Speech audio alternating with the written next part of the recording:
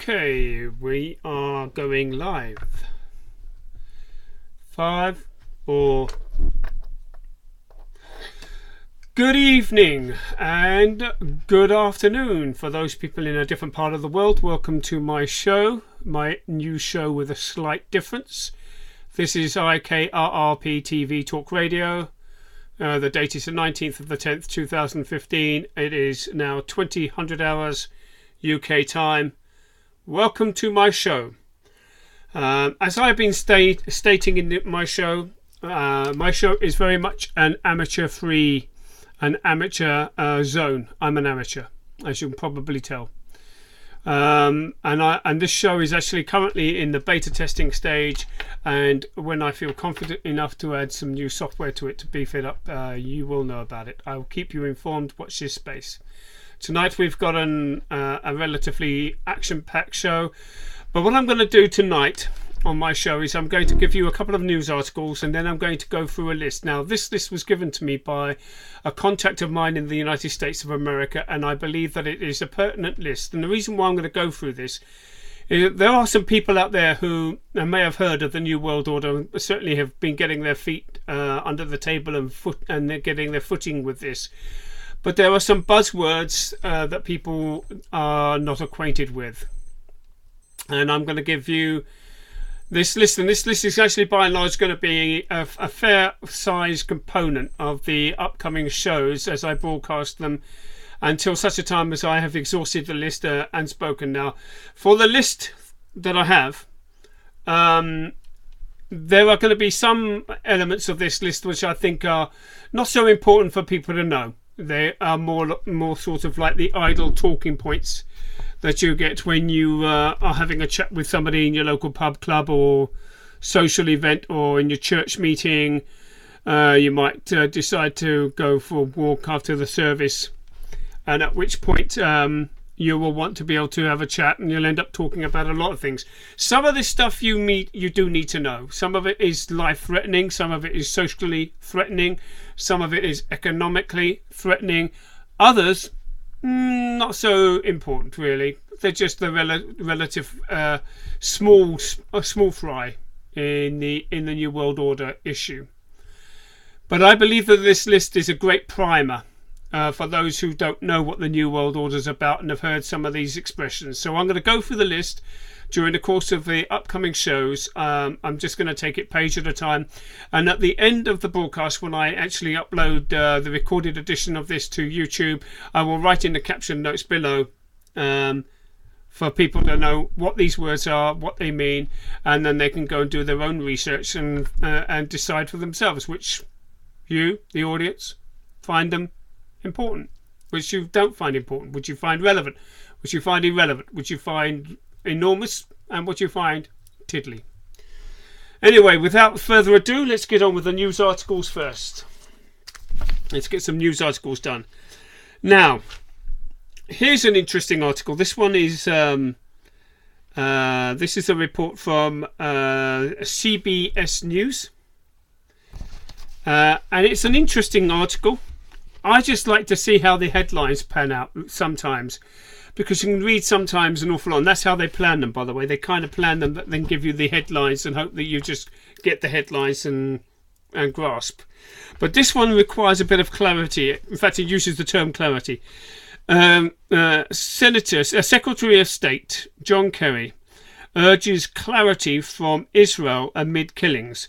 The Jerusalem U.S. Secretary of State John Kerry is to head to the Middle East this week in an effort to stem what is called on Monday the senseless violence between Israelis and Palestinians, which has sent tensions soaring and claimed 50 lives during the last month alone. CBS News' John Vigalotti has said security was tight Monday at the main bus station. Now, it's interesting that Kerry is seeking clarity. Sorry, I have to keep changing my glasses because one is for reading, one is for seeing. It's interesting that Kerry is seeking clarity from Israel. don't you find that he should be seeking clarity from the perpetrators that have been wreaking the senseless violence which has provoked Israel into a defence action and into a security cordon around the old city of Jerusalem? Yet again, we find our people, our politicians, the people who are now playing the New World Order card, deciding that they are going to take one side over another. And of course, obviously, the bleeding hearts and those people who wear their heart on the sleeve with regards to the Palestinian cause, they will think that is the right action to take. But when you've got John Kerry, who's deciding that he's going to ask for clarity from Israel and not ask for clarity and a cessation of hostilities on behalf of the Palestinians, I smell bias, and I think that that's exactly the term I will use. I smell bias. He should be doing it for both sides. And being as it is, the Palestinians have been the perpetrators in a lot of this senseless, needless thuggery. Enough said. It's actually interesting that most of the news articles that I keep abreast of actually have Israel at the centre of it somewhere. And for those people who are watchers of the news and those people who are students of the Bible and those people who study biblical prophecy will know that Israel has always played a kingpin centre stage part in history, in the affairs of this planet. And right now there's a lot of people who are praying for the peace of Jerusalem, and quite rightly so. They should be doing this, and this is something which is an ongoing issue, and we must never stop with that. Even the Bible has a remark to say that pray for the peace of Jerusalem. It requires of us to do that. We have a mandate to do that. We also have a mandate to make the Jewish people jealous of the fact that we believe in their Messiah, but that's neither here nor there. That's right now the most important thing is that the peace of Jerusalem is something we need to be actively praying for. But the interesting thing is that I'm reading news reports, and as I read news reports, there's a couple of news reports you kind of look and you kind of get a feeling that you can say, okay, that news is linked into that article is linked into this. But what I'm finding is that there's an awful lot of articles happening in the news recently that are feeding into and linking into the Israeli-Palestinian conflict in some way. And I believe that it's actually significant, and I believe that there's a reason for this. If for those people who believe in Jehovah, Yahweh, the living God of Abraham, Isaac, Joseph, Jacob, and Moses, will quite clearly understand that this is God's intention. But for those people who don't believe in the living God of Abraham, Isaac, Joseph, Jacob, and Moses, for those people who do not believe in the messianic prophecies with regards to Israel, for those who just are happy to go along and have a secular belief and a secularized version of their understanding of Israel, they are still waking up to the reality that Israel somewhere is at center stage of what's happening in the world. I'm going to lead you to another example. Okay.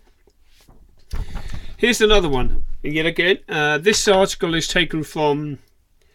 This article was taken from Yahoo, which was borrowed from AFP News 1 hour prior to me going live. German anti-immigrant rally highlights European backlash.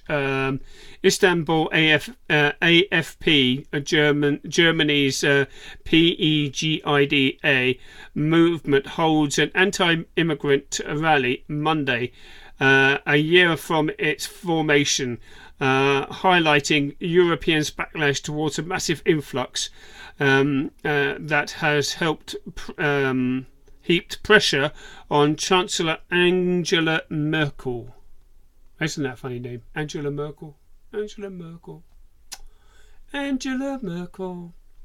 Well, the immigrant situation, I believe, from what I've looked at, is a deliberate ploy, by and large, to subvert and weaken the resolve of Western democracies, and to act essentially as Trojan horses, to bring in people who are unchecked, unverified, to to bring in belief systems and bring in standards of culture, standards of customs that we ourselves were not previously used to.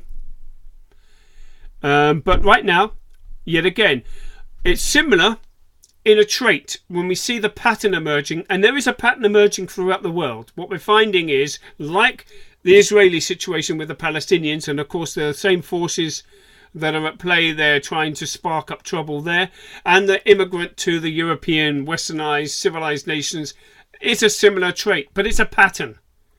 And when you see a pattern like that, you start asking yourself, well, hang on, if there's a pattern, then there's a reason behind that pattern. And the immigrant situation there is a reason for it.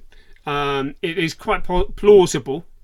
And it has been alleged by certain conspiracy theories that the whole purpose of the immigration issue is to shatter Western democracies into 1,000 pieces and to usher in a period of totalitarian control under the pretext of quelling the riots and restlessness by the natives and by the immigrants. But actually, it's a backdoor issue to bring in much more draconian laws to enforce upon the ordinary people. That's a conspiracy theory. Make up your mind. I'm just going to present it as I see it and give you both sides. It can be a natural process, but it also can be a conspiracy. Well, go and find out. Find out for yourself. Decide for yourself. Okay, the next one. And this one links yet again into Israel. Okay, this one is another one that links into Israel. Okay, next article. This was taken from Yahoo News. It's actually from the Yahoo News desk. And from, I believe it's Yahoo News Canada. Muslims condemn Britain's plans to combat extremism. London, Reuters News, that's right, that's from Reuters. British Prime Minister David Cameron unveiled a new strategy on Monday to combat extremism, saying the battle was perhaps the defining one of this century, but his proposals were condemned by Muslims demonising their communities and set to fail. Demonising their communities. Now, I don't know about you. I've said this before. Most people will know who have done a bit of study on history, politics and religion, and will know the issue with regards to the Quran and the verses in the Quran that are what we call euphemistically, or what are allegedly called the kill verses. Will know that if you've got people who believe in a book that's an abrogated book, which has one half or some sections that are preaching peace and other sections preaching war, and that the war ones abrogate the peace passages, the big question, of course, obviously is, do you trust people who believe in a book that's like that? I would say no. I would say clearly no. So to demonize Muslim communities when in fact all you're trying to do is you're trying to ascertain whether these communities have people who have become devout and faithful to their book, that's not demonizing. That's putting something under the spotlight. That's looking at something and saying, let's have a look at it. Is it working? Does it work? Is it right? Is it wrong? Is it moral? Is it decent? Anybody but anybody would want to put anything and everything under the microscope to see whether it stacks up with its own internal claims. And for Muslims to erroneously claim that this is eroding their civil liberties and it's acting as an extreme draconian measure to peer into their mosque, I believe that every religion on the face of the globe should be brought under the direct checks and balances of scrutiny. Any religion that hides behind a pretext of peace, that deny its adherents the right to read alternative versions of events or different books or books that are not vetted and vouched for by their imam, their priest, their rabbi. Any religion that inhibits the due process of checks and balance, scrutiny and investigation is something that should be watched for very closely and treated with deep suspicion in my estimation. Okay, now we're coming up to the next news item. This news item. This is yet again a subject. This is a New World Order type issue. This one's taken from the LA Times. A pet micro pigs. Chinese biotech firm says we will sell very small swine. Have you been pining for a teacup pig, but worried about the supposedly petty porch? They always dress these stories up. I'm telling you, they really do. They take these little incy bincy stories that are actually quite worrying and disturbing in nature, and what they do is they dress them up in comedy. They make them sound like someone's written them from Play School. For those Americans who don't know Play School was a children's entertainment show from the 70s to 80s on mainstream terrestrial TV of its day, sent out during around about sort of 5 o'clock, 6 o'clock in the evening for kids to watch and enjoy. It deals with playing with plasticine and cutting up pieces of paper and talking about funny things. That's what called Play School. I don't know where you have it in your other countries. Play School. It sounds very much like Play School, really. Play school time. Kids playing with plasticine. Well, in this case, the adults are playing with DNA. They're playing with genetic material and cutting it up like a kid cuts up paper shapes to stick them together to resemble that of a duck, in this case a pig. Well, the scientists behind this are playing deadly serious games, because actually what they're doing is they're actually trying to create something in their image, a society in their image, an autocracy and technocracy in their image, so that they can usher in their petty little projects for everybody else to find. Oh, how cute. Oh, how wonderful. Nice little pig. About the size of, well, let's make a pig about the size of a matchbox, about that big, and then we can put it in a matchbox and laugh. Meanwhile, we are talking about scientists who are laying the groundwork to get people to be, to consider that this is the norm. Now, yet again, for those people who are aficionados and believers in God's word, will know that as it was in the days of Noah, so shall it be in the days of the Son of Man. The events leading up to the flood are the events leading up to the days of the Son of Man. We are dealing with people who are playing with God's creation. Now here's a side issue to this. If you are actually making genetically created creatures that are minute pet creatures, and one day you decide you're hungry and you want to eat it, because that's all, after all, food that comes from animal is something which people have been eating for hundreds and thousands, well, thousands of years, not hundreds of thousands of years, for hundreds of years. So here's the issue. If someone has created a creature in a laboratory that is a pint-sized version of something that you would put on the barbecue, being a Gentile, not a Jew or somebody of a religion that doesn't practice the art of eating pork, can you trust what you're eating? Let's say, for instance, instead of it being pig, let's say lamb, beef.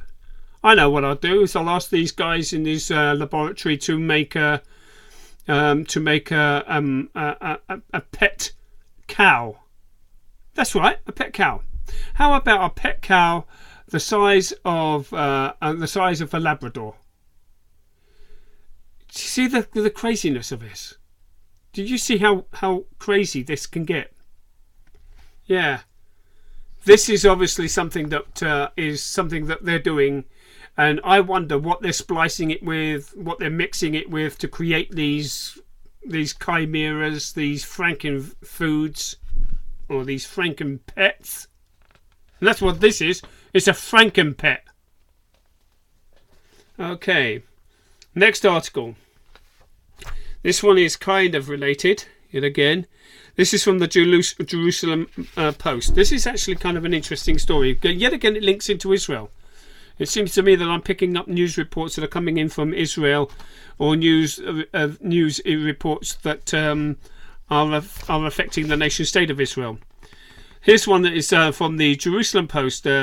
Marshall met with South African President Jacob Zuma.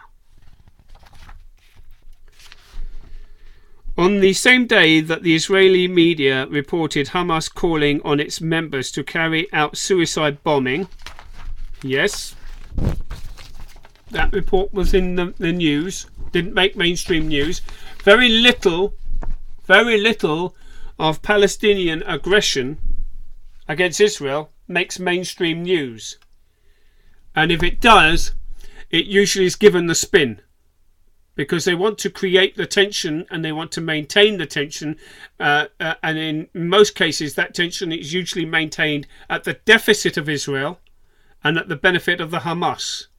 They'll give maybe one or two few stories that will show that they are sympathetic towards Israel, but by and large that's only one or two stories out of 100 or so, which will all be geared towards accepting a Palestinian approach and a Palestinian version of events. Well, this is an interesting one. I'll read this again and go through this, because the news is, I find it fascinating.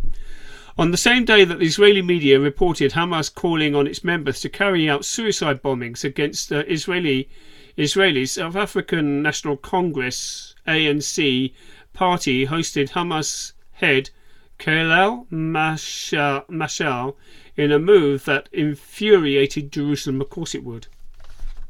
Now, I want to add a bit of contextual history to this story. There are people out there who have claimed erroneously that Israel is an apartheid state.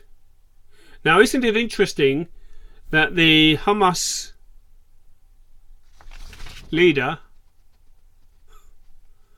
it just staggers me sometimes, these people, that the Hamas head has gone to meet with the ANC, who were protesting against an apartheid South Africa, and nobody batters an eyelid about this in Western mainstream media, thinking, hang on, why are we paying host to the Hamas head when the Hamas head excuse me, when the Hamas head has actually publicly declared that he wants to see the annihilation of Israel? Surely he would think, hang on, I should register the idea that this is what the whites did to us and we protested against them. Therefore, we should have more sympathy for Israel, who's been falsely acclaimed and falsely accused of being an apartheid state, and entertaining this guy who's a head of an organisation who has publicly declared that he wishes to see the annihilation of the nation state of Israel. And nobody wants to ever batter an eyelid about this. And yet, this has infuriated Jerusalem, and of course it should do.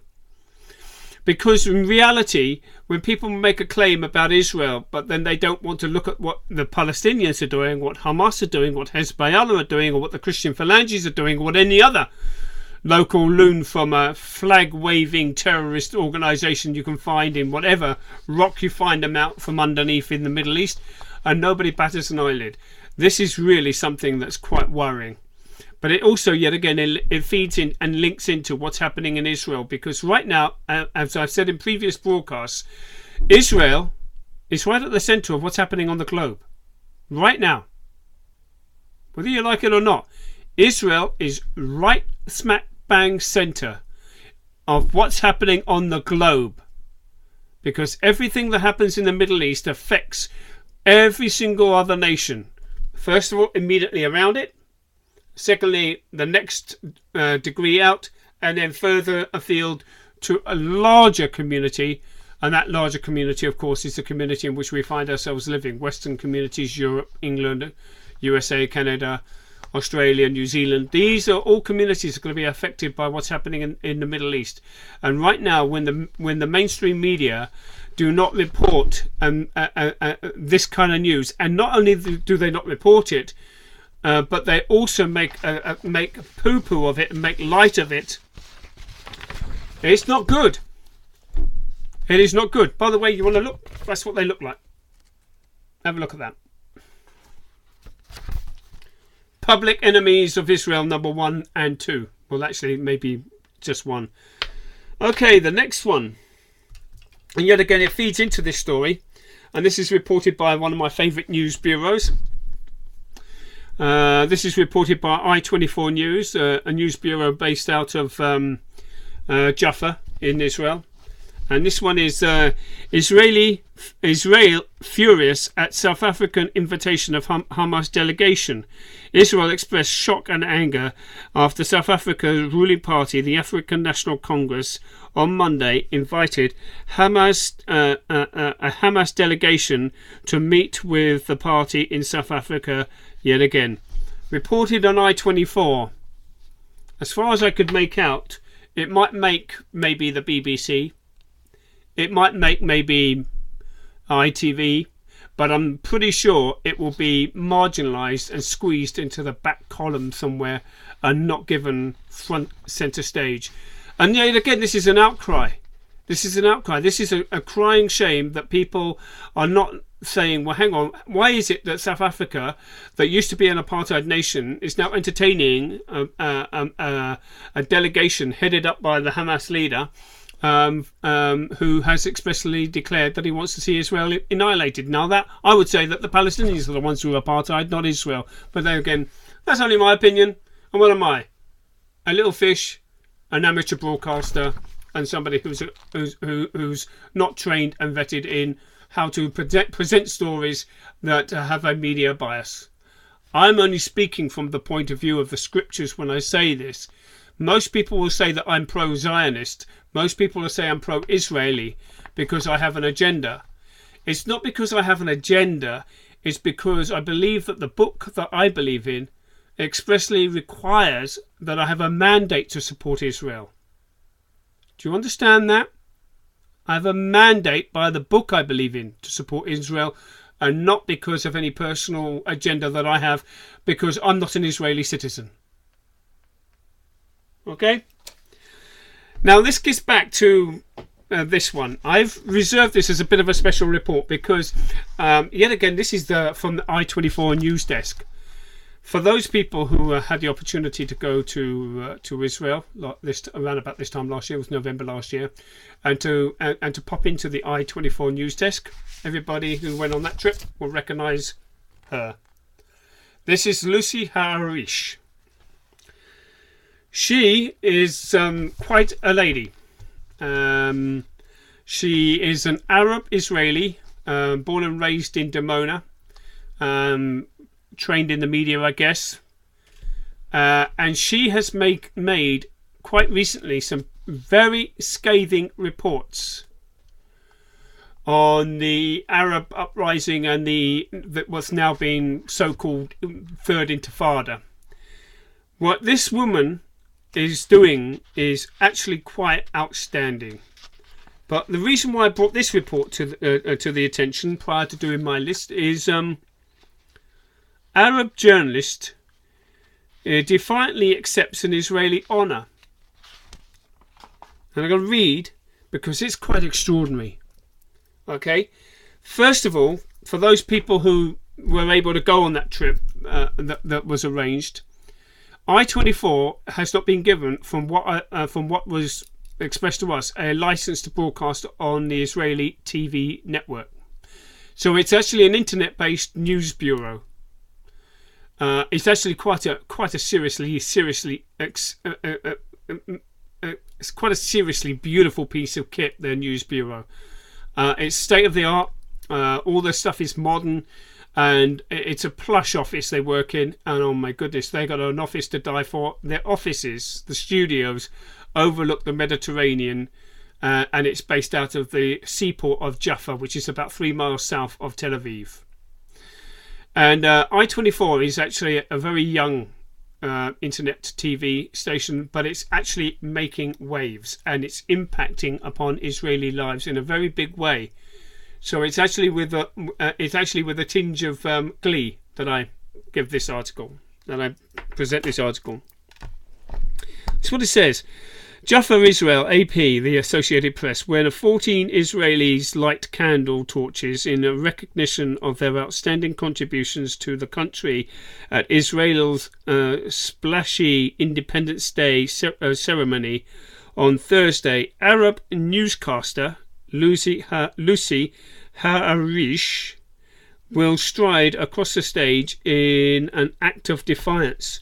The 34-year-old journalist, who believes Israel should remain the Jewish state, will be challenging some of her Arab compatriots who commemorate Israel's Independence Day. She has actually really turned an awful lot of heads in the way that she broadcasts her news, and when you listen to her off camera and a chance to see the way she sees herself, she sees herself as kind of like a square peg in a round hole. She doesn't fit quite nicely and comfortably in either the Arab or Israeli community, but she is certainly a woman. I watch her regularly on I-24, and she's really good. She's obviously given main billing because out of the news programs that she shows, she does it for about an hour on I-24, usually between, I think it's 6 o'clock UK time to 7 o'clock UK time, maybe an hour earlier. Anyway, that's what she looks like, Lucy Ha'arish. And that's the news for the day. That's the news that I've got for today. The next section of the news, whether this is a 2-hour section or 1-hour section, it depends. I'm just going to do what I do. And when I feel I've had enough and said enough for today and that broadcast is done, then that's it. Right, having done the news, now we're going to go to this list. Now, I've expressed that this is a list specifically for mainly the newbies, those people who are getting their footing with the concepts and grappling with the notion of what is the New World Order. What does the New World Order have? What does it entail? What are its constituent parts? What are its components? What are the chief enemies that it is creating for the purpose of challenging the very existence of humanity? Well, I believe that this list that I'm going to share with you on this news bureau, on this news desk today, is, I think, the major salient points of the New World Order in alphabetical order. And I think it's good that I do them in an alphabetical order, because then you can then, if you wish to, go to my YouTube channel and I will write up all what these mean, and you can then create your own list and then go and do your own research. And as I've said, you can decide for yourself which ones you think are important and which ones you don't. And of course, the ones that I'm going to comment on, the ones that I know something about, are the ones that I will talk in great detail about. The ones that I don't know much about, and generally speaking, like most people, you prioritize this kind of list. You kind of look at it and say, well, is that important to know? No, it's not important to know. Is that important? Well, that is definitely important to know. I've done pretty much the same, and generally speaking, like most people, you cherry pick what you think is the important articles and which ones you don't. But I'm going to go through this list, and this list will be presented, and hopefully by the time I've completed this list and the amount of broadcasts that it takes for me to go through this, you will have a thorough working knowledge of what the New World Order's constituent parts are. Okay, without further ado, let's get into this list. We're doing them in alphabetical order because it's the way it was presented to me. I got this from a contact of mine in the USA. Okay, number 1 on the list, ABCA agreement. The secret agreement made on the 5th of the 17th. Now this is USA date, so that will be the 17th of the 5th to UK date users. 1943, between the USA and Great Britain, that provided for the common exchange of intelligence information and personnel under one single authority. Now the ABCA agreement, okay, is the forerunner to what we now have today as called Echelon. Now, echelon are essentially a string of listening posts throughout the world on a JTAC basis, Joint Intelligence Corps basis, whereby they share information. Now, apparently, from what I've read, and whether it's right or wrong, I don't know, but maybe you can find out and comment on this.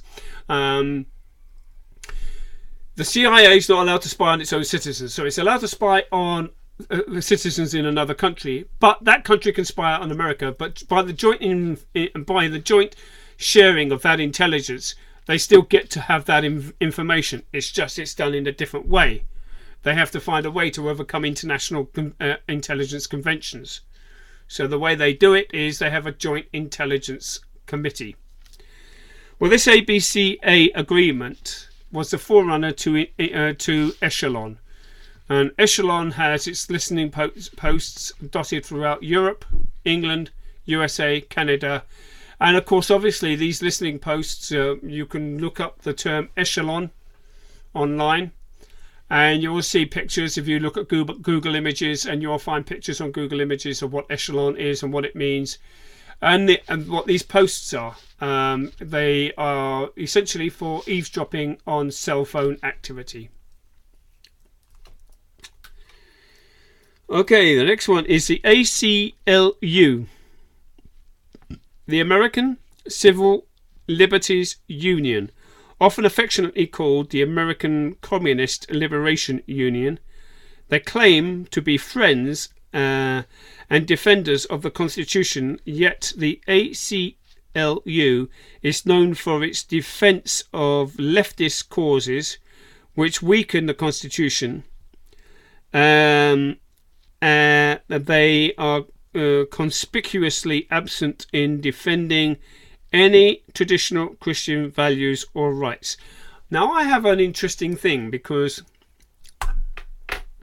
for those American in my audience, I've often made statements to Americans, and the reason why is because it's based upon what God's word says. Now, God's word says quite adamantly, in at least 2 places for immediate practical purposes, and perhaps maybe in 3 or 4 places, but I know of 2. One in Deuteronomy and one found in Revelation. Thou shalt not add unto thee any words, and neither shall you take any words from this. In other words, you're not to add to God's word or take from God's word. And yet, when I've spoken to Americans, they've told me, and I've spoken to quite a few Americans in my time, they have told me in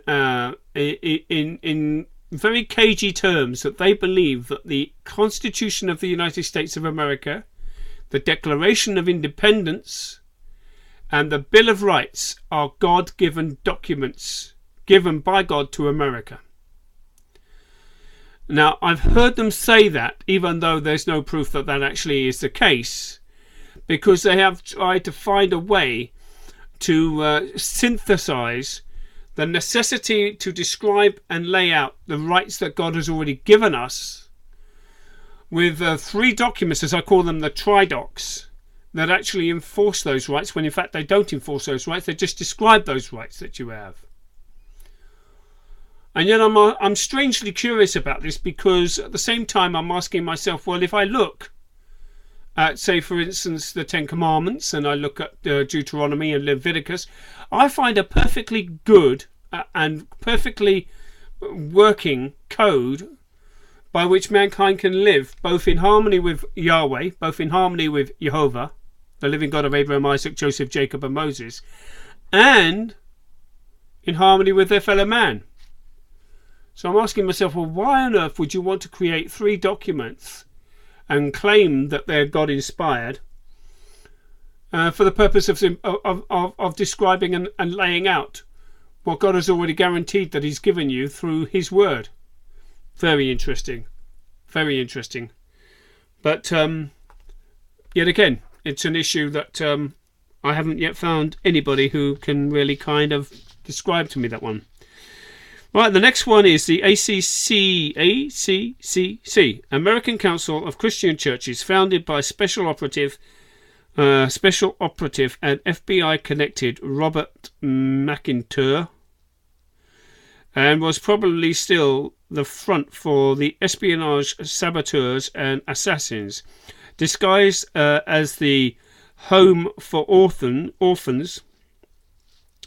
The ACCC ran as a center to house-trained assassins in Puebla, Mexico, for nearly 30 years. The ACCC has CIA connections and has been named in many neo-Nazi operations in America, and has been linked even to the Kennedy assassination. Now, what also is interesting, that if anything is set up as an organization, like a front organization to control people, well, I know that there are what's called the evangelical response teams or the clergy response teams. They're the latter-day version of this.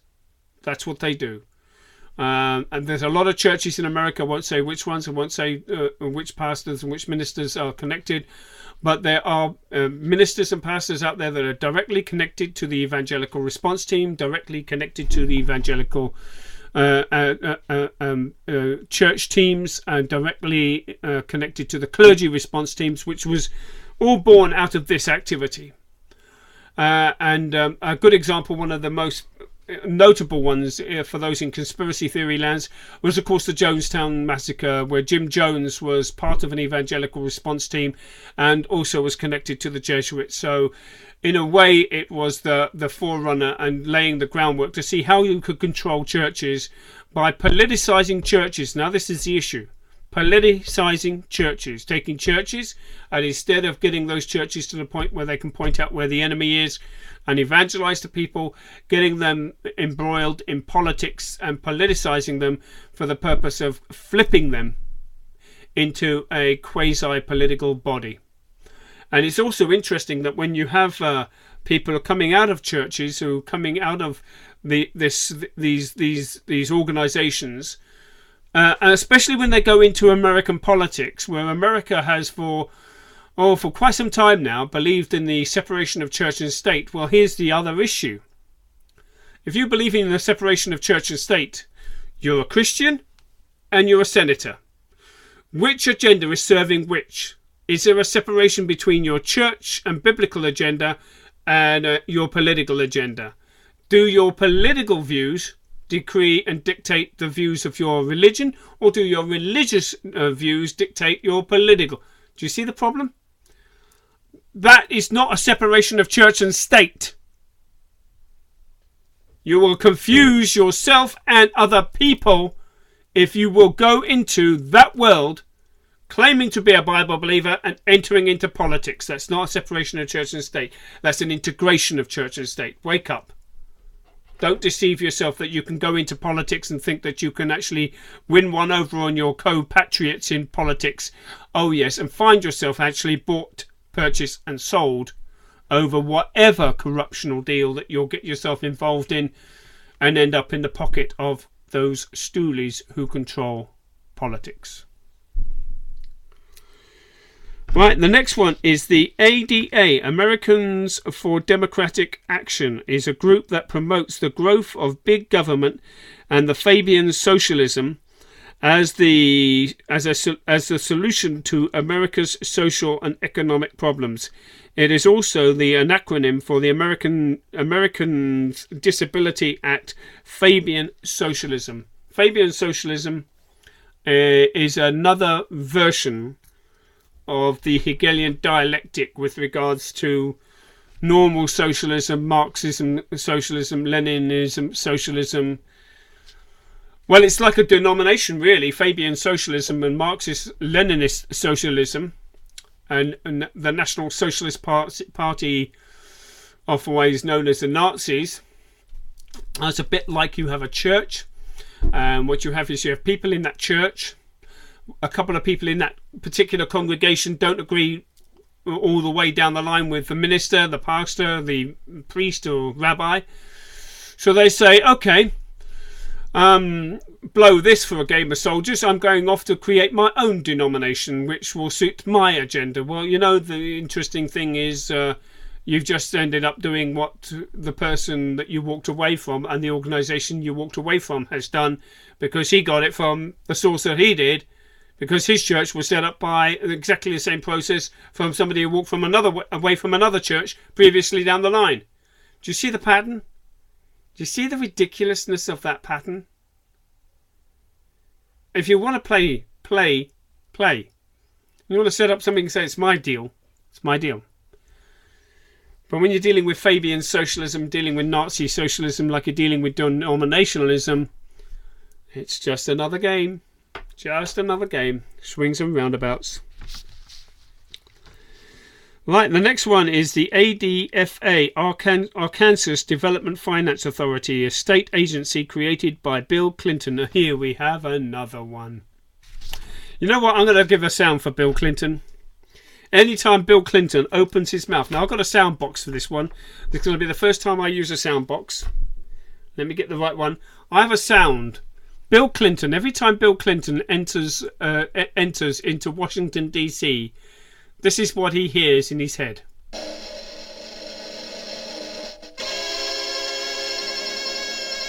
His grand entrance, which allows him to do this. To see money. Bill Clinton is a very strange politician. I'll read the whole excerpt and then I'll get into a bit of Bill Clinton's background. ADFA, Arkansas Development Finance Authority, is a state agency created by Bill Clinton in Arkansas for the purpose of granting development loans. It was in fact used as a means to launder drug money, most of which was coming from the MENA operation, and was modelled after the BCCI as a Ponzi scheme which stayed afloat through the influx of massive drug money. Now, I'm going to tell you, for those people who might know about BCCI, the Bank of Commercial Commerce International, Bill Clinton managed to finance his electoral campaign to become president from what he was doing in MENA. Him and his wife are co-conspirators with that one.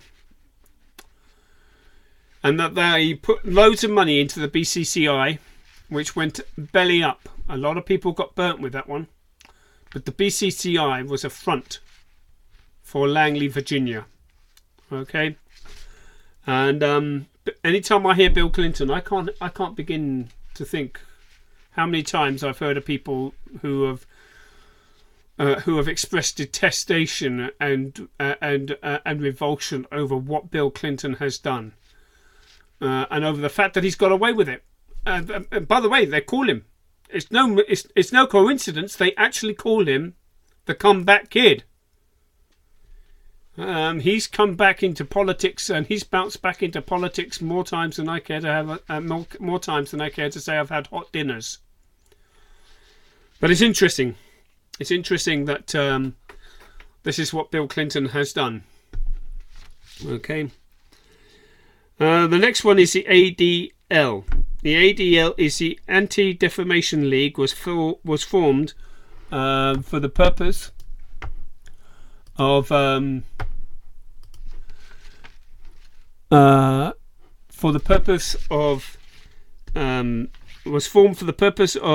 to fight anti-Semitic behaviour. In its pledge to see the Holocaust never happen again, they have in fact adopted a discriminatory tactics similar to the behaviour that they pledged to eliminate. The ADL has actually the ADL and the Jewish Defense League have underwritten media propaganda, smear campaigns, and even terrorist attacks against its opponents. And by the way, the ADLA is actually another front organisation specifically headed up for the purpose of doing exactly what it shouldn't have been doing. The problem is that the ADL is actually a front organisation for other vested interests, and this is really so important that people understand that the enemies of both the gospel and of Israel will find any means that they can to undermine and subvert the righteous causes from within. I wouldn't trust the ADL. It sounds too Jesuitical, and yes, I will be getting into the Jesuits in one of my shows more or less in depth, because I think most people do not understand more or less what the Jesuits are about. They underestimate what the Jesuits have done and what the Jesuits have created. I'm here and I'm going to share with you what I've studied, what I've researched, what that lot behind me have told me from insider sources, not from people who are writing because they're disgruntled. Okay, right, the next one is androstenochrome, a very rare and illegal drug that exists in satanic circles.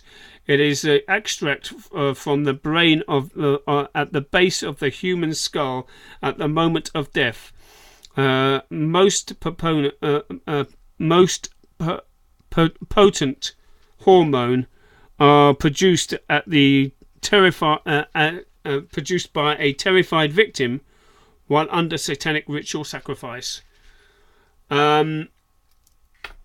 You know, the issue of satanic sacrifice has been bantered around an awful lot, and there is overwhelming evidence that if you go to certain ecclesiastical churches in Eastern Europe, you will find ecclesiastical buildings with skulls all over the place. Satanic ritual, people being killed for inquisitions, people being killed for crusades, people being killed just because they can, really. But because they've imbibed themselves also in something that is deeply, deeply, deeply occult driven and Luciferian in nature. And sometimes it's worth noting that for those people who do research in this and have been able to glean a bit of understanding from books that they've read, they will know that this practice goes on. I could name names, but I would not rather do that on air. It's up for you, my audience, not my audience, the audience of my show, to go out and actually have a look and see what organisations there are. I've got a fair amount of books that have talked about the issue and discussed the issue. It's quite revolting, and I personally, unless you're actually involved in it, you should come out of it, because really it's a training school for psychopaths, that kind of world. Okay, the next one is the AID, Aid to International Development, is a government agency to help business relocate factories and industries overseas. Now that is very much an organisation that is geared up and specifically set up for the purpose of laundering. Anybody know about money laundering? Well, we know a little bit. You have money coming in. Then you've got to spread the money out by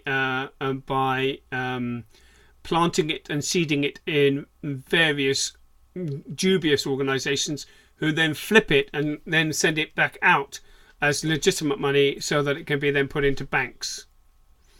And this is another one of those organisations that are set up for this. Usually when they say overseas, they mean the Grand Caymans, the Côte d'Azur, Côte d'Ivoire, Channel Islands, Liechtenstein, Switzerland, the Côte d'Ivoire.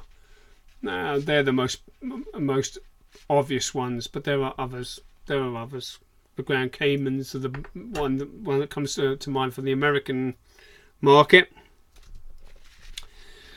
The next one on the list is the Agenda 21, an official UN protocol that establishes a policy for the UN to do whatever is necessary to equalize the whole world. This includes economic, political, and environmental, and social, and health, and even population.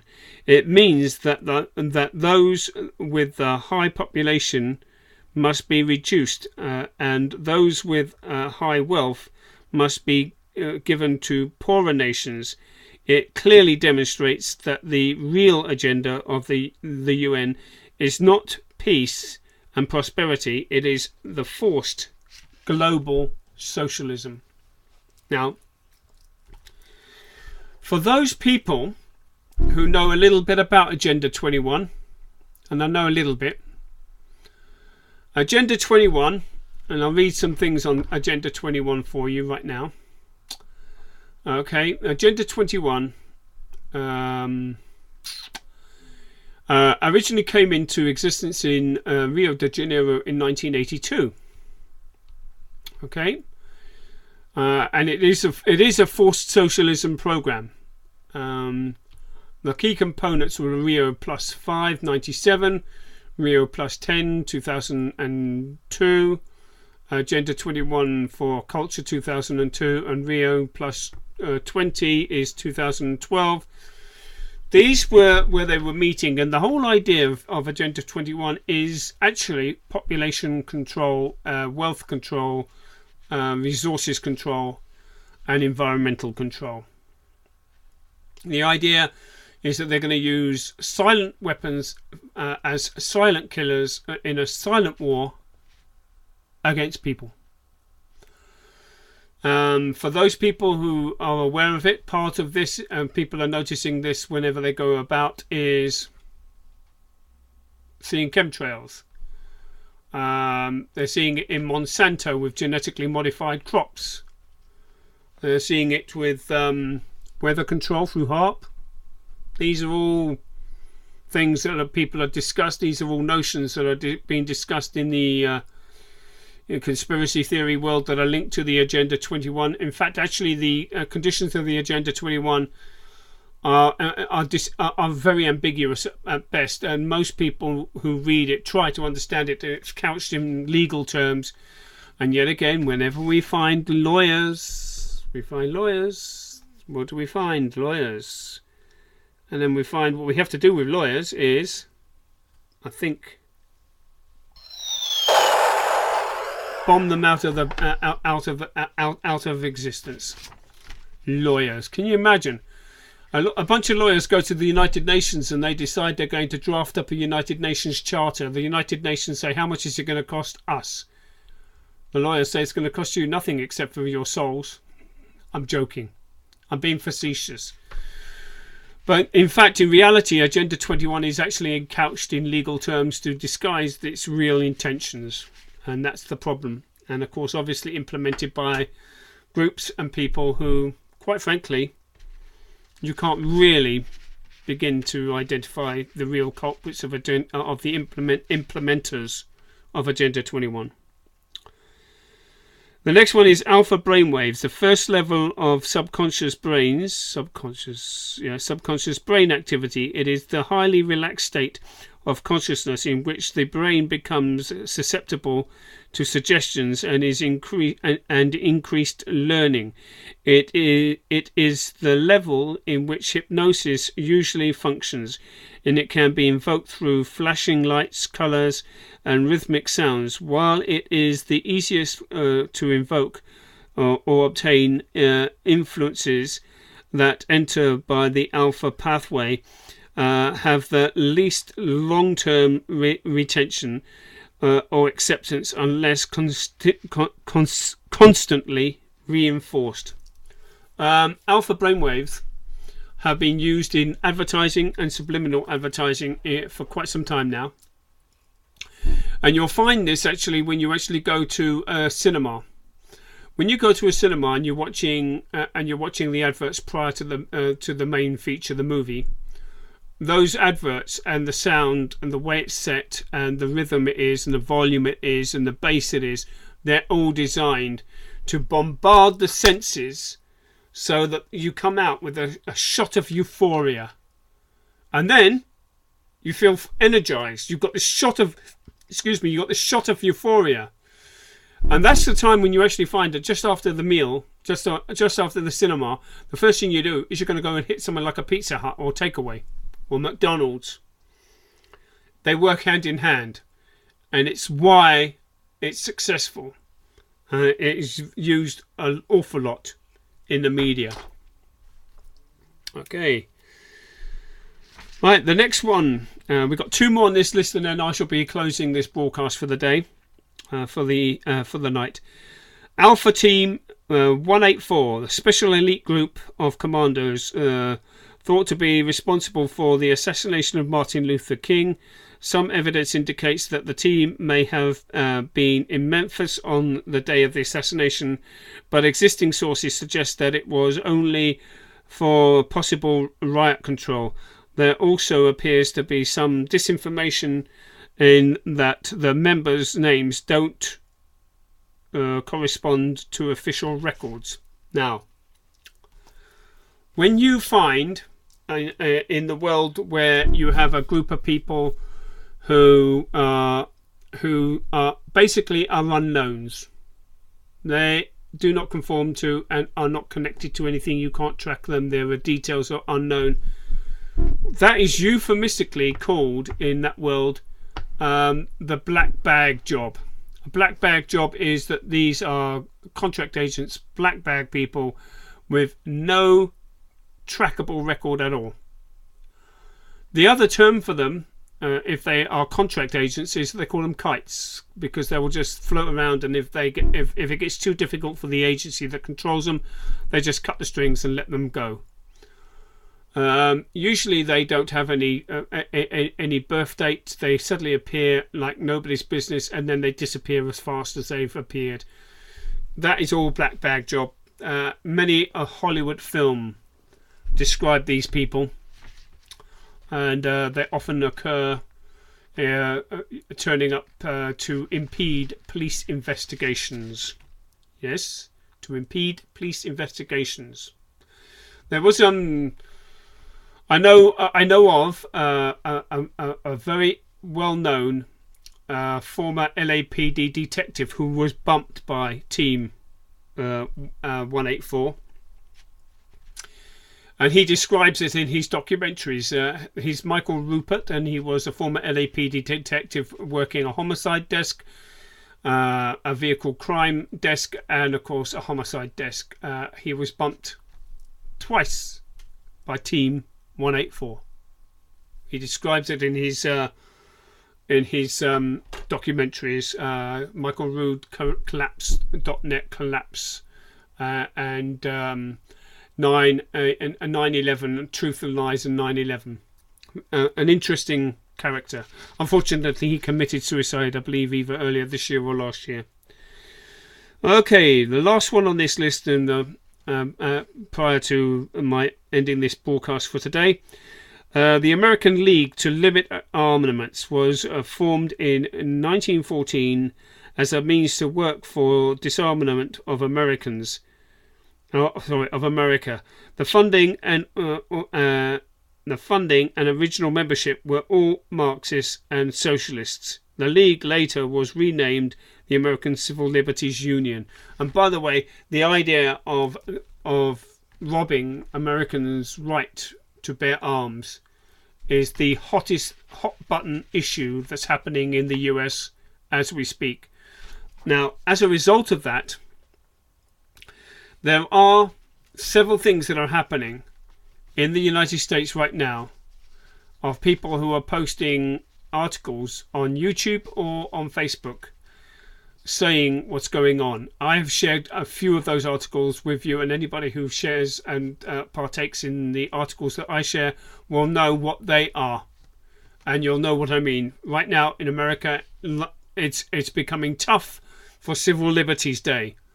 There have been so many things that are going on, and as I read these lists and I bring to memory these events that are happening, I will discuss them online on my show here.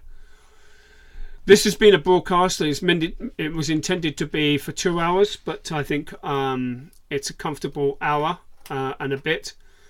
This is IKRRPTV Talk Radio. I'm your host, David C, and this is wishing you good night, God bless, and Godspeed wherever you are.